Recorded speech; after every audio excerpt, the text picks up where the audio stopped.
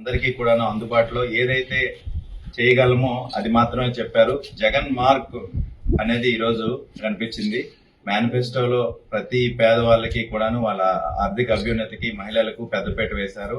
అలానే ముందుగానే ఏదైతే పాత మేనిఫెస్టోలో ఉన్నట్టుగా విద్యా వైద్యం మీద ప్రత్యేక దృష్టి సారించారు. ఇవే కాకుండా పోర్టులు, మెడికల్ కాలేజెస్ నిర్మాణాల మీద కూడాను ఎంతో దృష్టి సారించారు. ఈ వీటితో పాటుగా అందరికీ కూడా ఉత్తరాంధ్ర ప్రజలకి ఒక శుభవార్త చెప్పారు. వైజాగ్ రాజధానిగా ప్రకటించడం జరిగింది. దానికి ఉత్తరాంధ్ర ప్రజల తరపున మేము అందరం కూడా కృతజ్ఞత తెలియజేసుకుంటున్నాం. అలానే ఈరోజు జిల్లా కేంద్రాలను స్మార్ట్ సిటీస్ గా డెవలప్ చేస్తూ 2,000 కోట్ల రూపాయలను తొలి దశలో రిలీజ్ చేయడం అనేది కూడా ఒక ప్రత్యేక ఆకర్షణగా ఈ మేనిఫెస్టోలో ఉంది.